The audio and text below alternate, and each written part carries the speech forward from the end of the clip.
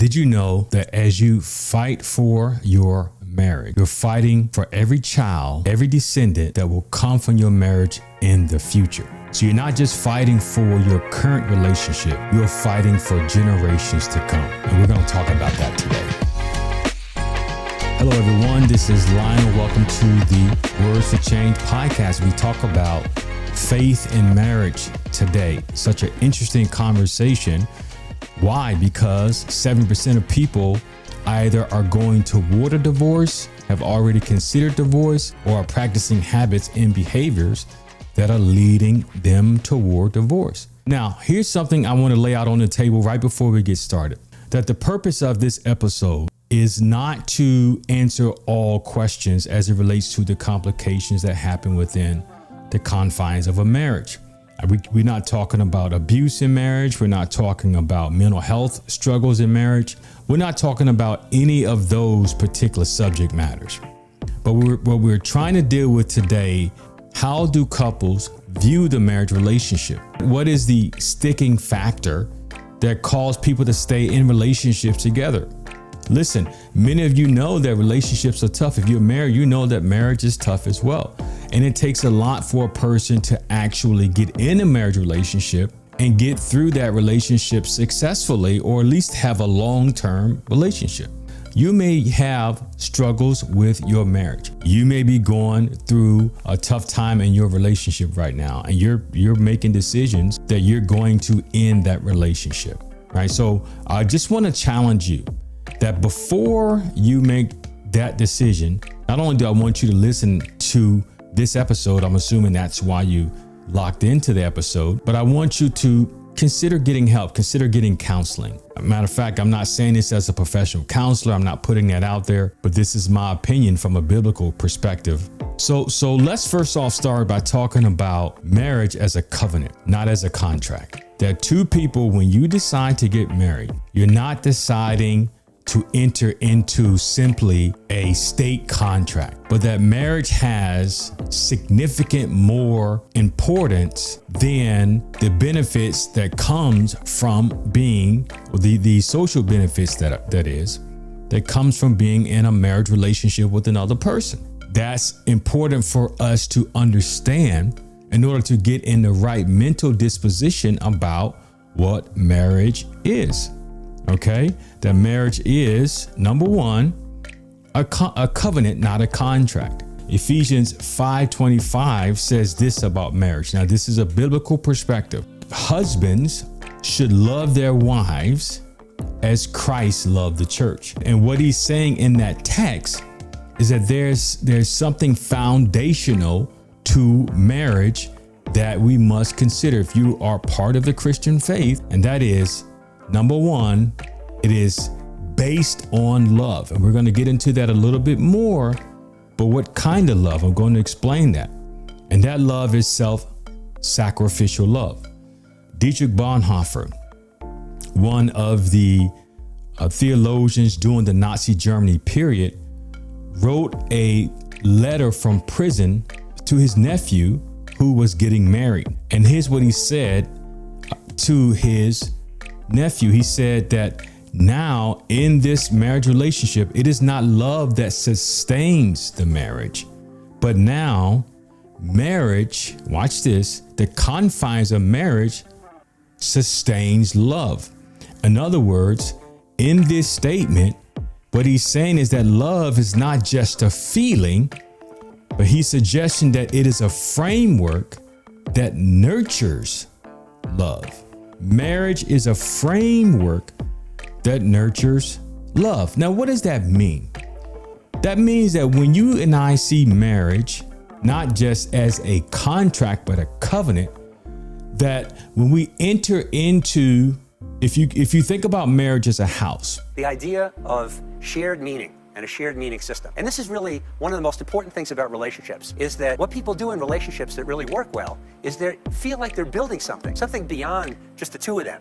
They feel like being together has some meaning and purpose. And there are many ways in which people create meaning and purpose. Most people do it really unintentionally, without talking about it, without thinking about why they're doing what they're doing and what they're doing. One important way people build meaning is by the way they move through time together. Now, what I want to suggest to you is that every relationship, even if people come from the same race, the same religion, the same part of the country, the same ethnic group, every relationship is a cross-cultural experience. People create meaning thinking about their cultural legacy, their heritage. They think about their mission in life, what they want to leave the world with, and that relationship either supports that mission and legacy or not.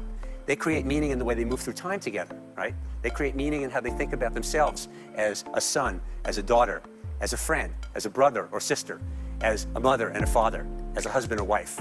And all of these ways, in all of these roles, and all of these ways, people create meaning. Now, you can do it intentionally, or you can do it unintentionally. But if you do it intentionally, then you create the shared meaning system. And what are we doing there? We're really, again, building love maps, right? So it really comes back to the beginning, to friendship. So let me summarize. There are really three parts to making a relationship. One thing is really the quality of friendship.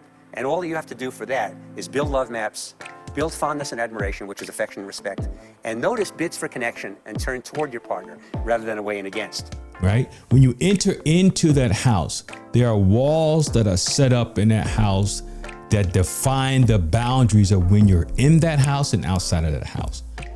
So what Bonhoeffer is saying profoundly is that now that you're in the marriage relationship, it's now marriage in that institutional sense. In that house, you're going to learn how to practice love, right?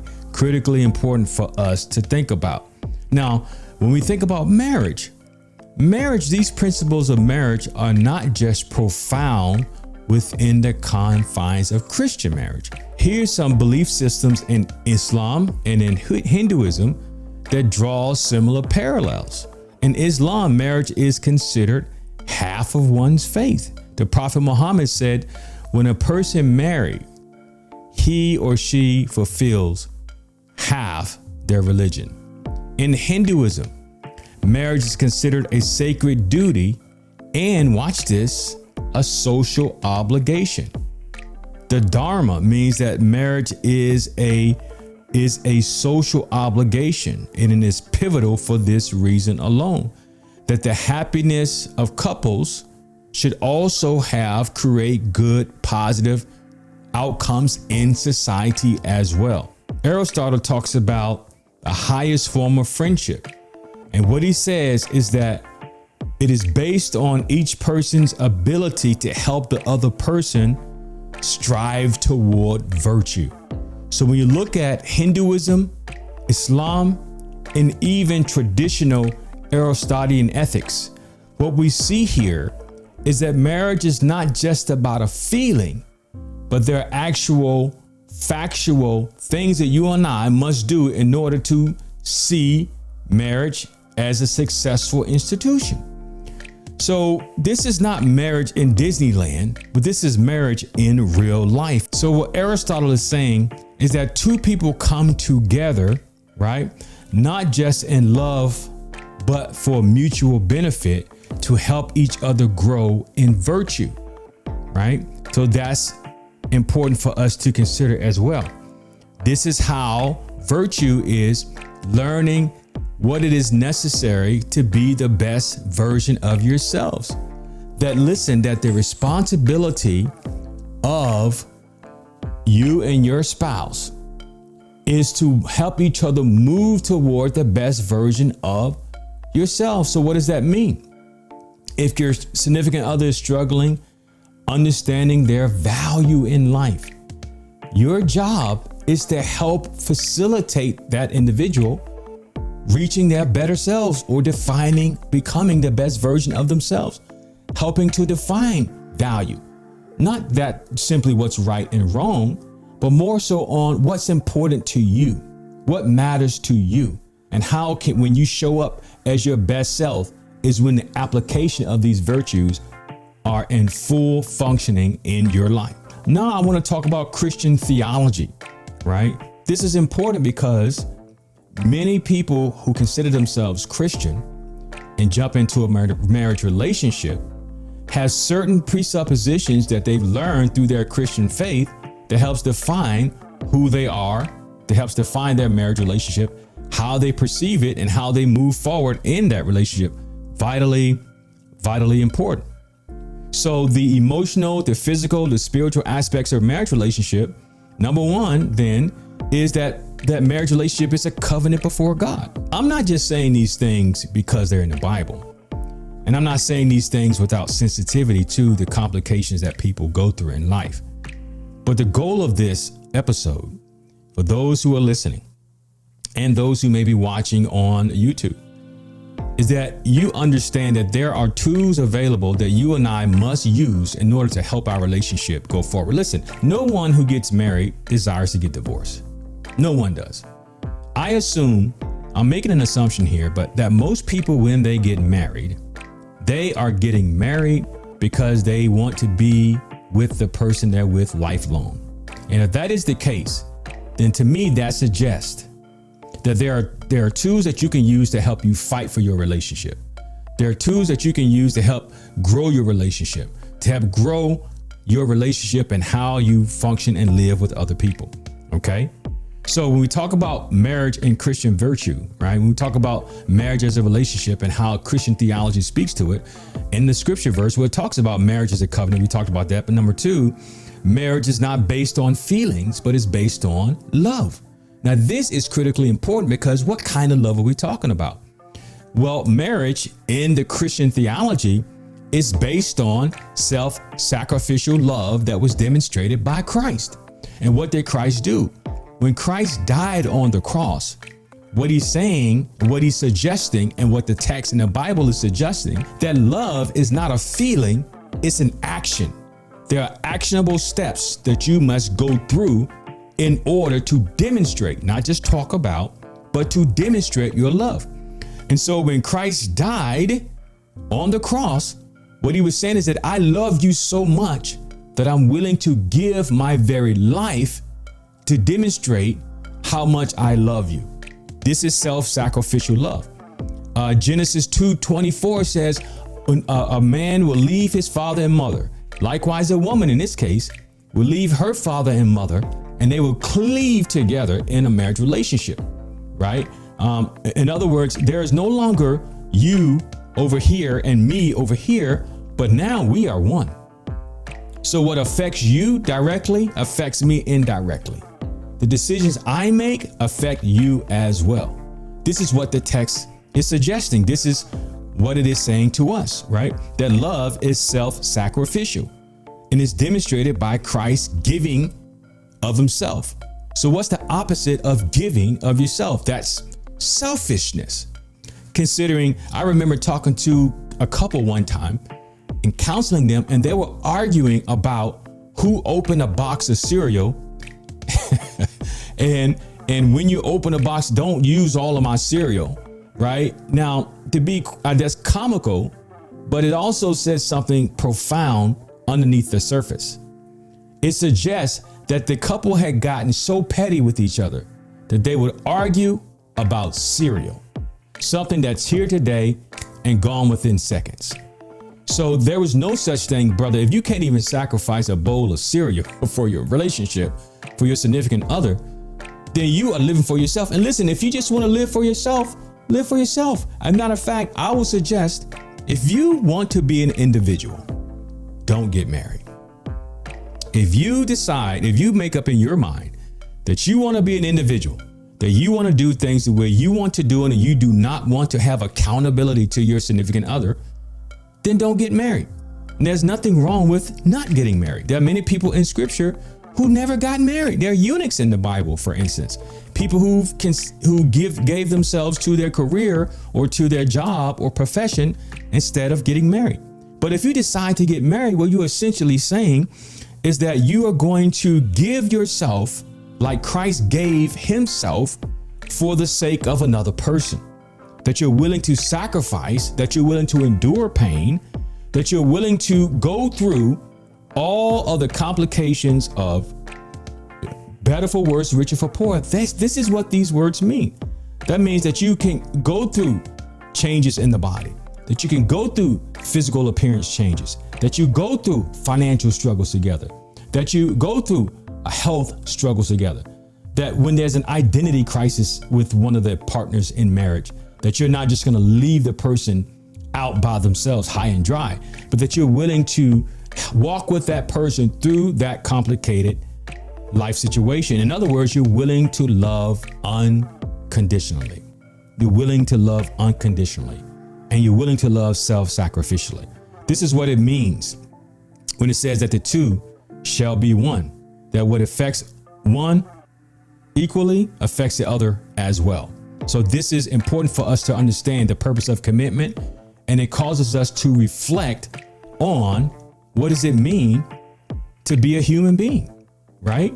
We talked about the virtue that marriage not only, watch this, is not for just procreation, even though that's a benefit.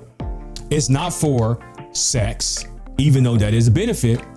No, but it is also a process of shaping you as an individual, and watch this, teaching you how to become more humane. That talks about and suggests that one of the reasons why people, you can't watch people in Hollywood right now. I'm not judging people in that position because I don't know what they go through. I'm sure it's a tough situation to be in that world and try to maintain a marriage relationship, as it is for anyone in this case. But when we're talking about self-sacrificing, when two people come together, they have to understand that there are things that you're going to have to give up for the sake of the other person. And this is what makes a relationship. And this is how Christianity reviews and understands the marriage relationship. All right, so let's talk about another Christian virtue practice here, right? It teaches us then that love is not something that we talk about. Love is something that we do, right?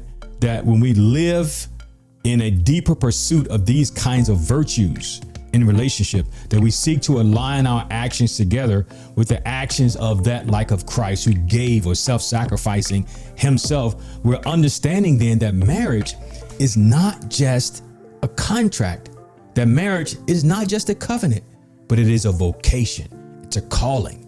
That when you decide to give yourself to another person, this is a calling. It's something that you must work on every single day. I'll be the first person to be honest and tell you this has been a struggle. This has been a struggle for me for years. Why? Because I am inherently selfish. I am inherently selfish. I don't like to admit it, but I just did. And that means that I have to get outside of myself and outside of my own mind and look at the other people around me and consider their needs greater than my own. I'm reminded of a couple that were going through a tough time, and the wife says, "That's it, I'm done." And she ran and grabbed her bags and she began loading her bags. And she was packing her bags. She went into the closet to pack her bags. And then the husband didn't know what to do. So he ran into the closet and he begins packing his bags as well. And the wife looked at him and said, "What are you doing?" And he said, "I don't know about you, but if you're leaving, I'm leaving too. Where you go, I'm going. You're not leaving me out here by myself. I'm going to fight for this marriage," right? So a vocation then means that we must work toward it, that we must work toward developing these virtues, that we must work toward developing our faith, that we must work toward developing our relationship, right? Now, so marriage involves, watch this now, marriage involves serving each other, serving families, serving communities, giving of yourself to each other. What does that look like? I want to invite you to reflect upon that. Reflect upon what does it look like for you to give yourself to another person, to give yourself, right, in service to the other person. Now, I understand that there are some contemporary issues around this concept. It's not meant to be exhaustive, but what I'm hoping to do is to give you another perspective. So I said a lot, but let me give you some practical applications for you to think about: self-giving, friendship, and commitment. Okay. Some real life practical applications for you to consider. Number one, I have to develop a relationship that is based on friendship. And friendship is simply a care for the other person that's next to you, that you have many things in common outside of sexual pleasure. That if your relationship is based solely on the physical, then when you cannot function physically, sexually anymore, then what else is there for? So in other words, friendship is also based on things that you have in common. So what do you like to do together? What hobbies can you do? Perhaps if you don't, consider going out on date nights if you can, going to a movie, then maybe parasailing, or maybe going for a run, or going for a hike, or riding race cars, trying different things as your budget will allow you in order to develop that friendship. You say, well, we don't have friendship now. Well, are you willing to develop that friendship? Okay. Commitment. Number 2, commitment. Commitment says that the other person need to know that you won't leave them when things get hard. So what does that mean? Commitment means that you're in this together for the long haul. It means that you're willing to go through hardship, financial hardship, in order to see this relationship through. So commitment means doing something for the other person that makes life easier for them. If that's paying bills, participating in cleaning the house, participating in ensuring that the safety net that you've built is being worked on and taken care of by each person. So that means cutting the grass, simple things, cutting the grass, buying things, making sacrifices for the other person. It may be a little too much for you, but if you can make the sacrifice, you're really saying that, listen, I am committed to this relationship. But that's based on love language, right? Some people, and matter of fact, I'll put a link in the bio for you to read a book called The 5 Love Language by Gary Chapman. Highly recommended. It is a profound book, very practical book that has been used for many years to help couples understand each other's love language. I highly recommend it. Okay. And then I want to encourage you to serve together, right? Serving together is teaching you the virtue of self-giving. And self-giving is going out and serving the homeless, going out and providing food for people, providing mentorship for kids who need it, doing these things together, right? Doing things for your partner, right? That shows him or her that you are committed. When you're able to do those things together, it makes the marriage even better and it makes the marriage even stronger. So we've covered a lot today, but initially it is important that you understand that marriage is a covenant. It's more than a contract. It's more than the tax breaks you can get from being married. But before God, what's going to save our marriages in this world today and save our relationships is when we begin to see marriage as a covenant. And that means that we live for each other. We're willing to give self-sacrificially on behalf of the other person. We're willing to let the other person help mold and shape our virtue ethics. We're willing to give up individuality, not identity, but individuality in order to create a relationship together. We understand that marriage is self-sacrificing. It is unconditional love. Like God loves us unconditionally. Christ loves us unconditionally. So we should love our spouse unconditionally, which means unconditionally. So these are the things that we've covered today. If you enjoyed this content, just put a comment down below. If you want to know more about these subject matters, then my contact information is in the description below. Email me there and I will respond to that email. Okay. So thank you for joining us on this journey as we do our very best to understand faith and marriage and to untwine, as it were, difficulties of these situations in our world today. So this has been Line with Words for Change podcast. Until next time, keep seeking, keep growing, and remember, nothing changed until you change. Talk to you soon. Peace.